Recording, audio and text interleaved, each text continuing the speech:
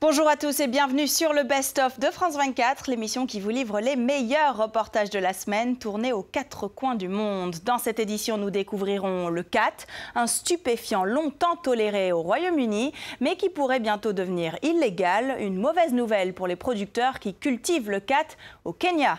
Et puis nous partirons à la rencontre de Marcelo Rossi, un prof de sport devenu prêtre, devenu star de l'église catholique au Brésil. Des millions de fidèles l'admirent et achètent ses livres, ses albums et ses DVD. Tout cela, c'est à suivre dans quelques instants. Mais d'abord, direction l'Irak. Des centaines, voire même des milliers d'enfants ont été abandonnés par l'État. Ils n'ont pas de certificat de naissance, pas de passeport, pas d'éducation, bref, aucun droit. Et pour cause, leur père faisait partie d'Al-Qaïda et sont morts au combat. Alors pour les autorités irakiennes, pas question de s'occuper de leur famille. Ces orphelins finissent donc à la rue, rejetés par la société, punis pour les crimes commis par leur père. Anne-Sophie Lemoff. Rien ne différencie ces deux fillettes des autres petits Irakiens. Et pourtant, à 8 et 7 ans, Hind et Radija n'ont ni nationalité ni droit dans un Irak qui ne les reconnaît pas. Je ne vais pas à l'école car je n'ai pas de carte d'identité. Quand je vois les filles aller à l'école et porter leurs sacs et leurs uniformes, je rêve d'aller avec elles. Leur tort, être nés de l'union d'une Irakienne et d'un combattant yéménite d'Al-Qaïda, mort dans une opération suicide en 2007 près de Bagdad. Une union religieuse en présence d'un imam sans aucune valeur juridique. Dans ces conditions, impossible pour Aïcha d'obtenir l'acte de naissance de ses deux filles. Dans les ministères, où que j'aille, on me dit « il n'y a pas de papier pour vous, allez-vous-en », comme si j'étais victime. Et c'est vrai que moi et mes filles sommes devenues des victimes. Réfugiée à Bagdad et remariée, Aïcha cache son passé de peur d'être tuée par des milices chiites. Aujourd'hui, elle accuse son père, haut dirigeant d'Al-Qaïda, mort le même jour que son mari, de l'avoir forcée à épouser un djihadiste. J'ai refusé de me marier à un yéménite une première fois, puis une deuxième. C'est alors qu'il m'a dit « je vais te tuer si tu ne te maries pas avec lui ». En quête désespérée de papiers d'identité, Aïcha a décidé de recourir à la justice. Un échec. Le juge m'a dit « on n'a pas demandé à ton père de te marier et on ne lui a pas dit non plus de te marier sans registre de mariage. Tu n'as qu'à t'en prendre à ton père de ce qui arrive à tes enfants ». Une double peine pour les enfants d'Al-Qaïda. Orphelins de pères qui ne les ont jamais reconnus, souvent livrés à eux-mêmes, ils deviennent à la mort de ces derniers les parias de la société irakienne. 500 enfants de djihadistes arabes ont déjà été enregistrés auprès du Comité des droits de l'homme du Parlement. Des centaines d'autres ne le sont toujours pas. En Irak, le sujet dérange. Certains députés refusent catégoriquement de légiférer en faveur de ces enfants. Si nous votons une loi qui leur donne leurs droits et des papiers d'identité, cela signifie que nous encourageons Al-Qaïda à ne pas s'occuper de ces résidus, ceux qui sont actuellement dans les rues.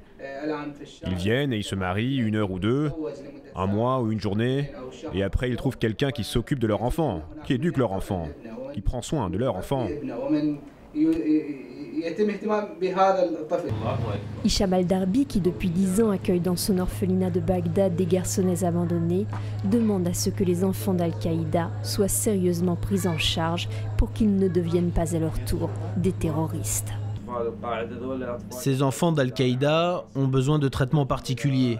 Ils ont besoin d'éducateurs ou de professionnels expérimentés dans ce domaine. Des personnes avec de grandes valeurs professionnelles, capables de laver les cerveaux de ces enfants. Clandestine, sans éducation, Hind et Radija rêvent de jours meilleurs, de vie suspendue au bon vouloir de politiciens, très divisés. On l'appelle la fleur du paradis. Le khat est une plante qui se mâche comme des feuilles de tabac et qui génère un état d'euphorie, d'allégresse. La Grande-Bretagne est l'un des derniers pays occidentaux à autoriser la consommation de cette drogue. Mais d'ici la fin de l'année, les autorités britanniques pourraient bien l'interdire. Une mesure qui pourrait avoir un effet dévastateur sur les communautés qui produisent le khat et qui vivent pour la plupart en Afrique de l'Est. Stéphanie Braquet, Duncan Woodside. Marwa, la capitale du khat au Kenya. Comme chaque jour, Josephat allume des petits foyers pour faire fuir les insectes. Sans le khat, il ne pourrait pas faire vivre sa famille, car il ne cultive rien d'autre. Pour lui, ceux qui tirent le plus gros bénéfice de la culture du khat, ce sont les commerçants, pas les paysans. Vous savez, c'est comme pour acheter une chèvre. Quelqu'un va vous l'acheter, après il ira la revendre plus cher au marché et il fera de l'argent dessus. C'est comme ça que ça marche. Une fois le khat récolté au petit matin, il atterrit dans ce genre de hangar où les branches sont nettoyées et effeuillées. Ce sont les femmes qui s'occupent de ce premier triage. Parce que le travail des hommes, c'est de monter sur les arbres et arracher les feuilles. Ensuite, ils nous apportent les plantes pour qu'on les prépare. Et ensuite, tout part en Nairobi, puis à l'étranger. Pour toutes ces épouses, et pour certaines, mères de nombreux enfants, c'est un travail qui leur garantit un bon revenu et qui leur laisse une grande partie de la journée libre pour s'occuper de la maison. Mon travail, c'est d'arriver à 6 h du matin et à 13 h, c'est terminé. Et pour ça, je gagne entre 400 et 500 shillings. Les branches sont attachées et réparties en paquets. Ceux-ci sont enveloppés dans des feuilles de banane pour garder l'humidité, ce qui permet de conserver plus longtemps les effets de la plante. Il faut maintenir la qualité et l'hygiène. Vous ne pouvez pas vendre n'importe quoi sur le marché, car le consommateur a besoin d'un bon produit pour qu'il en veuille encore le lendemain. Pour chaque commande, on identifie le destinataire, qu'il habite au Kenya ou à l'étranger. En dépit d'une méthode qui peut sembler artisanale, la chaîne de distribution est extrêmement bien huilée. En fin de matinée, tout est déjà prêt pour transporter la marchandise. Le long de la route qui part vers la capitale, les transporteurs s'organisent. Chaque jour, on envoie les voitures au garage pour vérifier les pneus et le moteur, pour s'assurer que la voiture est en bonne condition. L'espace, le temps, ici on optimise tout, car le moindre retard coûte de l'argent. Chaque pick-up est saturé de sacs. Une fois que le khat quitte Maoa, son prix va monter en flèche, à cause du transport, des taxes et de la confortable commission des sociétés d'exportation. Ce sont les cartels qui font un énorme profit, plus que nous. On ne contrôle pas les prix. Ils nous achètent la plante et après on ne sait pas. Selon des organisations locales, entre un quart et un tiers du khat produit ici est exporté à Londres, d'où il est redistribué dans toute l'Europe. Ce sont les Somaliens qui contrôlent les réseaux d'exportation. Omar exerce ce métier depuis qu'il a fini l'école. Interdire le khat revient pour lui à mettre la clé sous la porte.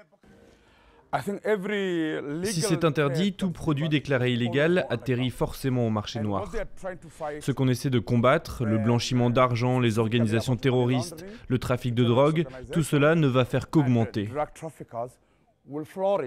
L'interdiction de l'importation en Grande-Bretagne ferme officiellement le marché européen où la plupart des pays ont déclaré la plante illégale. Un coup dur pour des centaines de milliers de personnes qui dépendent entièrement de la culture du khat pour survivre. Et enfin, direction le Brésil, le plus grand pays catholique du monde, avec ses 123 millions de fidèles. Mais ce chiffre ne cesse de diminuer face à la montée des évangélistes. Et pour redonner du souffle à l'Église, certains prêtres n'hésitent pas à se mettre en avant. Autobiographie, CD, DVD, messe musicale, apparition télévisée, tout y passe. Notre reporter Nicolas Rançon a rencontré un prêtre superstar, Marcelo Rossi, admiré par des milliers de fidèles à travers le pays. 8 heures de route depuis Rio pour rejoindre Sao Paulo. Cette sortie, ce groupe de catholiques l'effectue une fois par mois. Maria et Gloria sont les organisatrices. 13 ans qu'elles font cela. Objectif, participer à la grande messe dominicale du père Marcelo Rossi. Pour tous plus qu'un prêtre, une idole. C'est un ange, vraiment. Quand il me bénit, qu'il pose sa main sur ma tête, je perds le contrôle. Pour voir le prêtre superstar, des bus acheminent les pèlerins de tout le Brésil. Matelas et couverture à la main, les premiers fidèles arrivent 10 heures avant le début de la célébration. Nous retrouvons Maria et Gloria, ravis d'être aux premières loges. On est tout devant, on est au plus près de lui. Le lendemain matin, 25 000 fans attendent leur vedette. Le voilà, Marcelo Rossi, ultra célèbre au Brésil, figure de proue d'un mouvement catholique en plein essor, le renouveau charismatique. Sur son passage, l'émotion est extrême.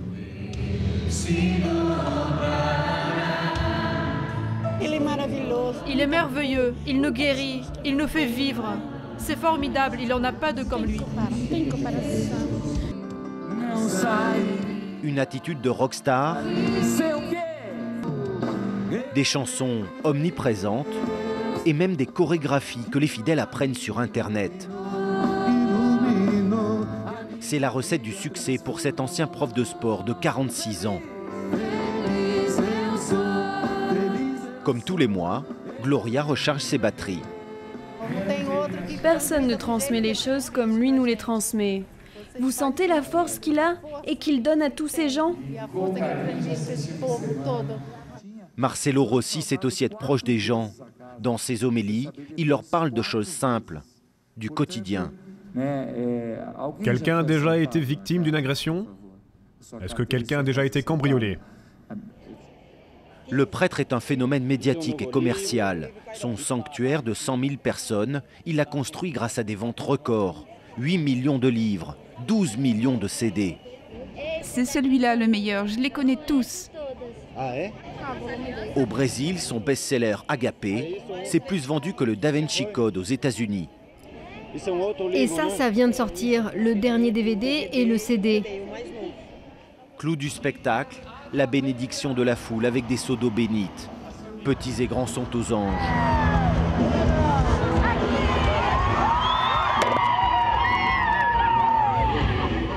Ce nouveau style de messe n'empêche pas le déclin du catholicisme au Brésil, mais il freine l'exode. Une chose est certaine, Gloria et Maria, deux des plus fidèles disciples, reviendront dans un mois. Voilà, c'est la fin de cette émission. Rendez-vous la semaine prochaine pour un nouveau numéro du Best of de France 24. À très vite.